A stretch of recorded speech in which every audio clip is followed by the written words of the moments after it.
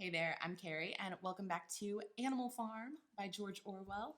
In this video, I'm going to be talking about Chapter 8. So I'm going to summarize first, then do a little bit of the history behind the novel, and then analysis, the kind of stuff you might see on an essay question.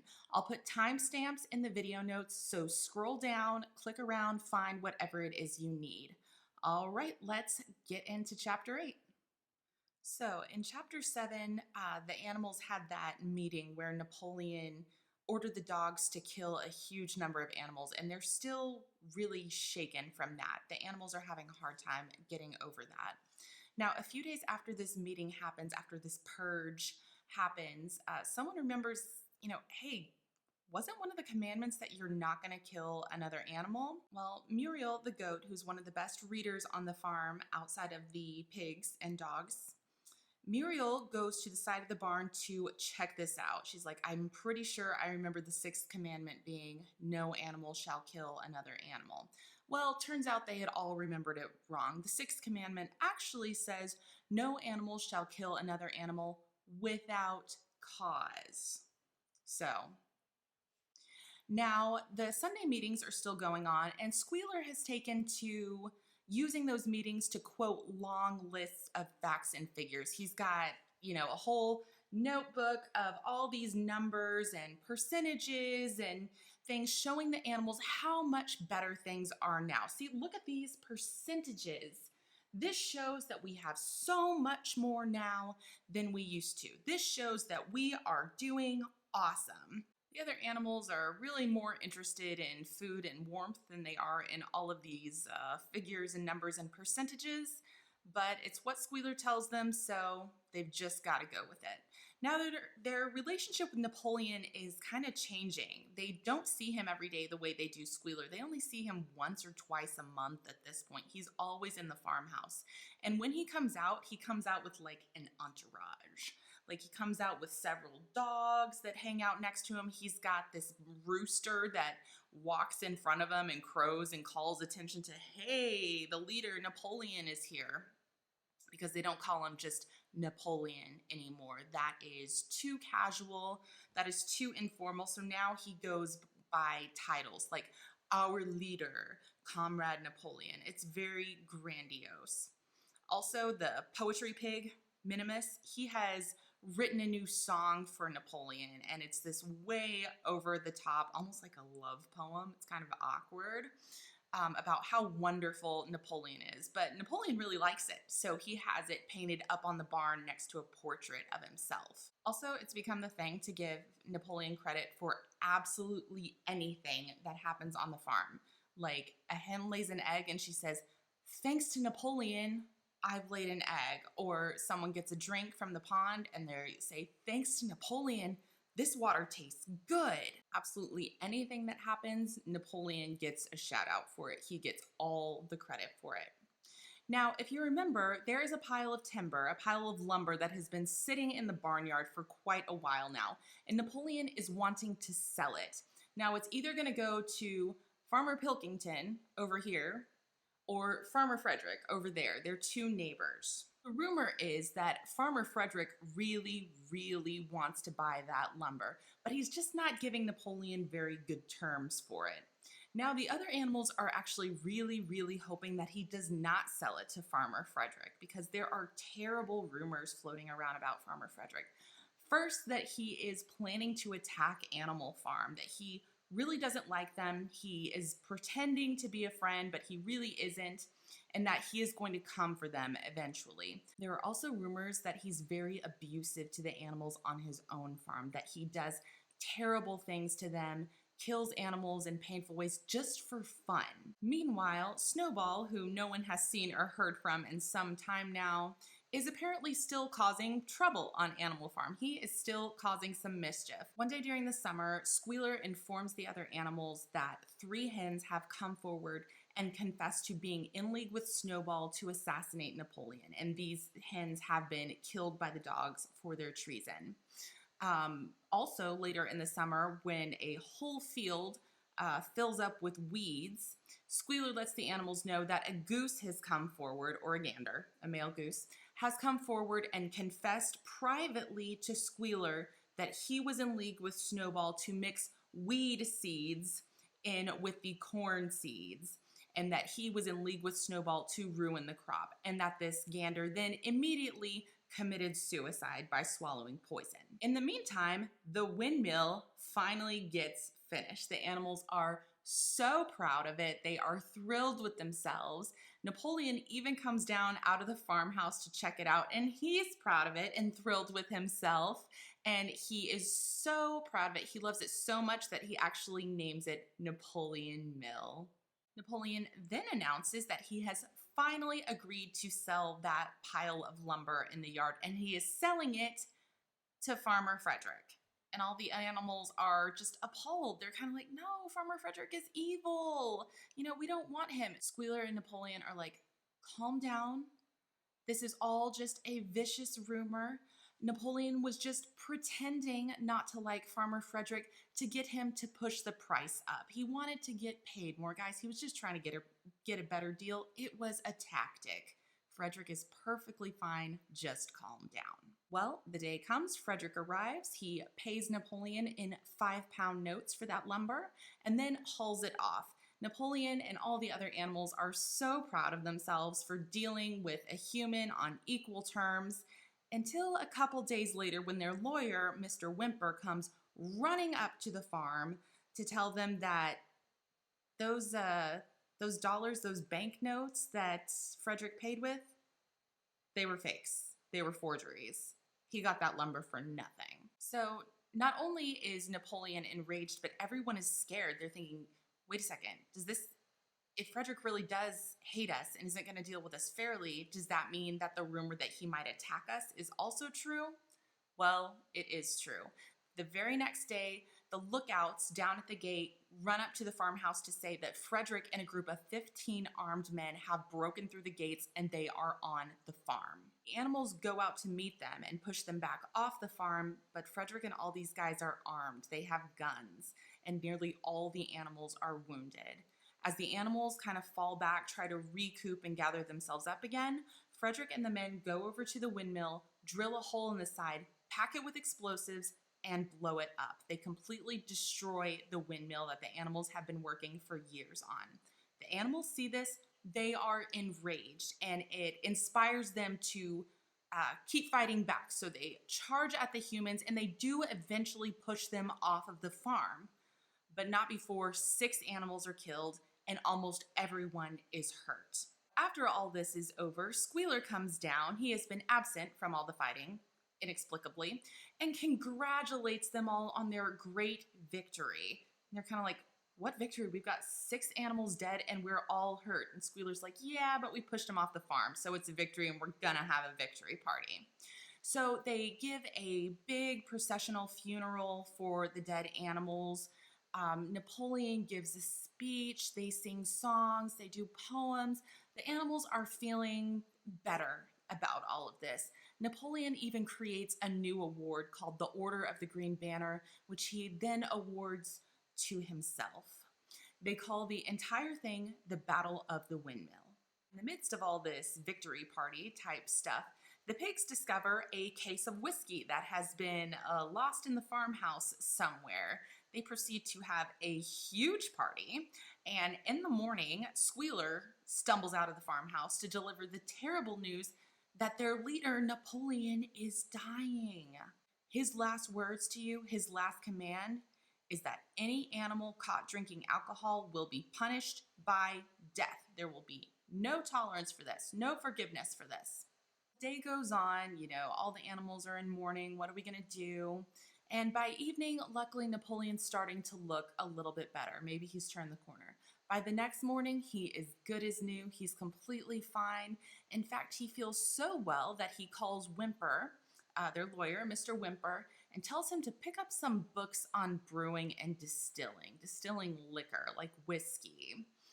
He also declares that paddock that had been set aside for animals that were retiring is going to be plowed up, and they're going to use it to plant barley. Just a couple days after that, something kind of weird happens that the animals can't really explain. They're all asleep in the barn when they hear a terrible crash, and they all run outside to find Squealer around the side of the barn, laying on the ground. He's stunned. He's been hit in the head, and there is a ladder and a bucket of white paint next to him.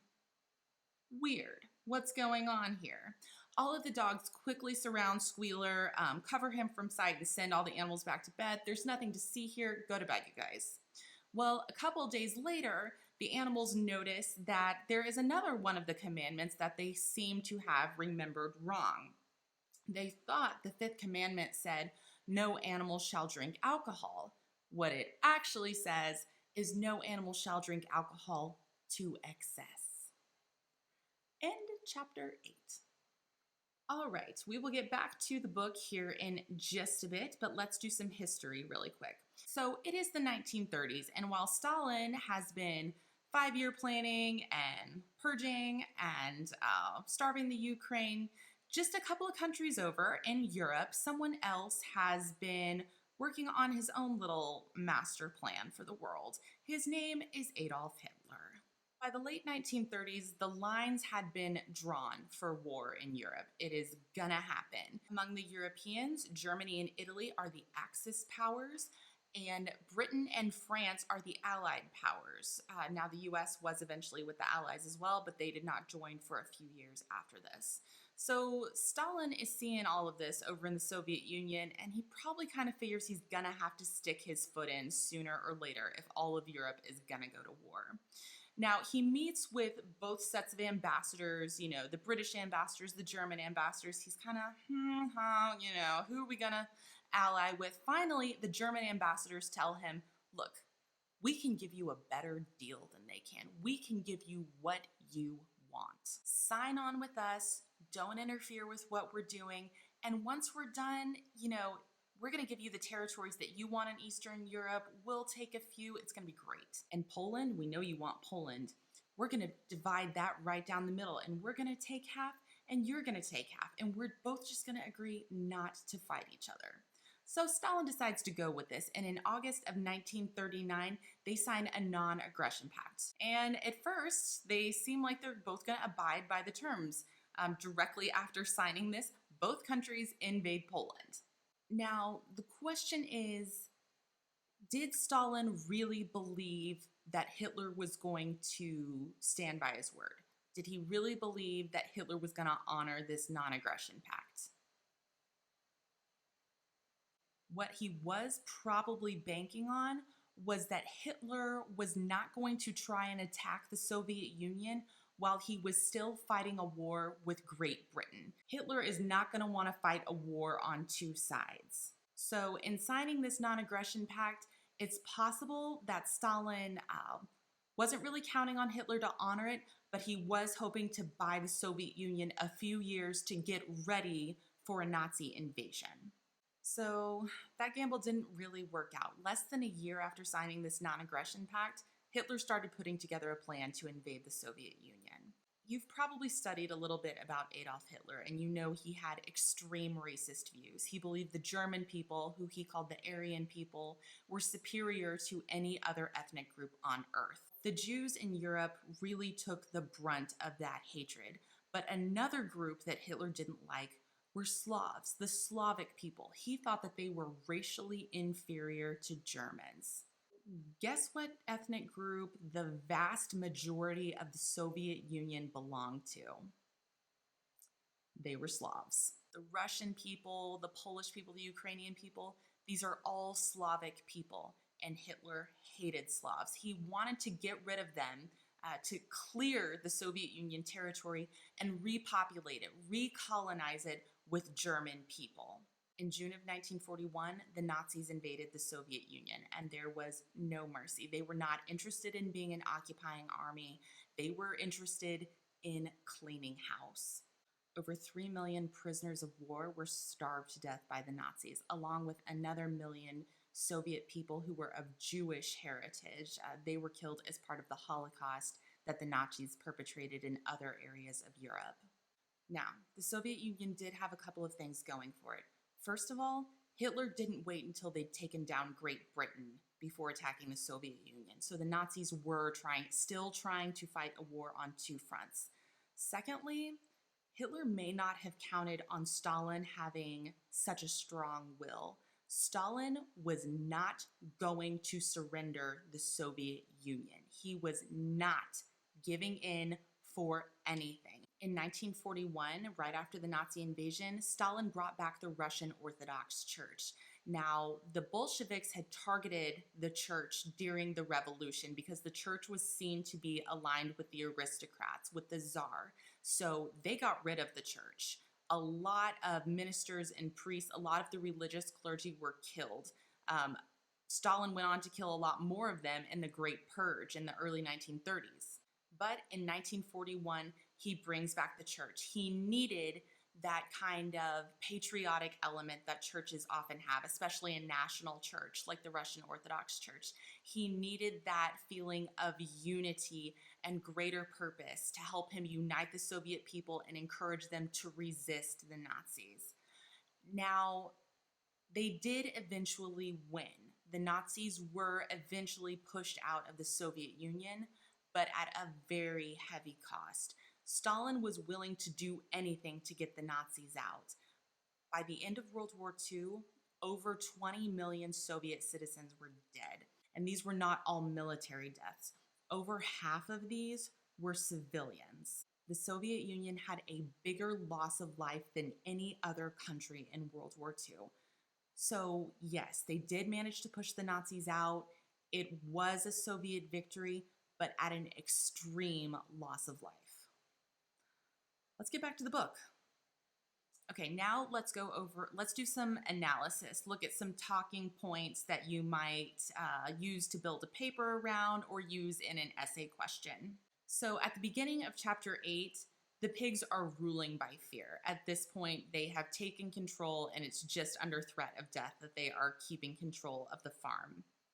The first thing they do is alter the 6th commandment, the one that says no animal can kill another animal. They add the without cause on there to make what they just did legal. It's totally legal that we just killed all of these animals in the meeting because we had a reason to do it. This also sends a message to the other animals on the farm, like, there's no guarantee of your safety anymore. We have a death penalty. Anyone can go. Anyone is fair game. Now, at first glance, it might look that the animals become even more dedicated to Napoleon after the purge. You know, they sing this love song that Minimus writes for them, and Napoleon starts getting credit for absolutely everything that's going on, and they refer to him by titles. Now, this could be brainwashing of some sort. You know, they really think that they are doing better under Napoleon, or this could be because they're scared. They are putting on an act. They're putting on a mask to try and keep themselves safe. What makes me think this is that the animals are all so open and so public about what they're doing. Like the speaker says, it had become usual to give Napoleon the credit for every successful achievement. You would often hear one hen remark to another, under the guidance of our leader, I have laid 5 eggs. So the key phrase here is you would often hear. When the animals are paying these compliments to Napoleon, they're making sure that someone hears them. They're saying it loud enough so that everyone knows they are dedicated to Napoleon. It's an act. This is a way of keeping themselves safe. By demonstrating their loyalty so openly, they're trying to kind of give themselves an insurance policy. They don't want any kind of reputation that suggests that they might argue, they might disagree, they may think that Napoleon is anything other than completely wonderful. You can probably already pick out the historical parallels when they're talking about Napoleon selling that big pile of lumber that's in the yard. He's either going to sell it to Pilkington or Frederick. These guys represent the Allied powers and the Axis powers in World War II. So Napoleon is kind of hemming and hawing between them, trying to decide who he is willing to sell this lumber to. The official story is he's trying to decide who he likes more, who he trusts more, who he is better friends with. In reality, he's just looking for the best deal. Now, he eventually gets the Bastille from Farmer Frederick, who represents Hitler in this book. You know, the references to the rumors about animal abuse on Frederick's farm. Those are references to the human rights abuses, the terrible things that Hitler was doing to the European Jews and other ethnic minorities at this point. Napoleon makes the agreement with Farmer Frederick. The agreement is a sham. Frederick attacks afterwards, and the pigs tell the animals to celebrate it as a victory, even though there are very, very heavy losses on the farm.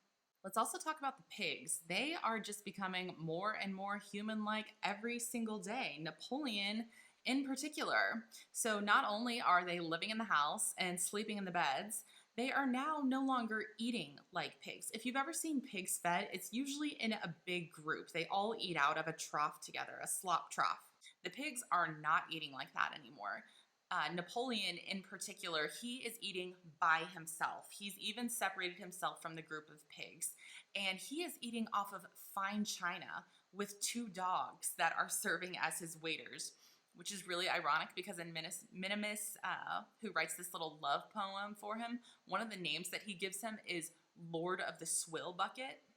Napoleon's not eating from a swill bucket anymore. Okay, he's eating off of a Waterford crystal. Also, just like humans, the pigs decide to throw a drinking party after they have found this whiskey. This is where we see two more commandments get broken for a total of 4 in this chapter. So they're already living in the house. They have killed other animals. Now they're going to drink alcohol. That's the 5th commandment that they have just thrown out the window. Also, during the drinking party, the animals see Napoleon run out of the house with Farmer Jones's hat on.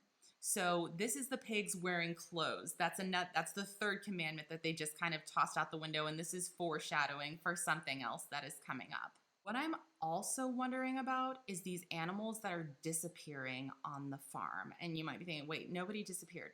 Well, if you remember in chapter 7, during this meeting that represents the Great Purge, the other animals saw with their own eyes all of these animals that were torn to pieces by the dogs for being in league with Snowball, for supposedly being in league with Snowball.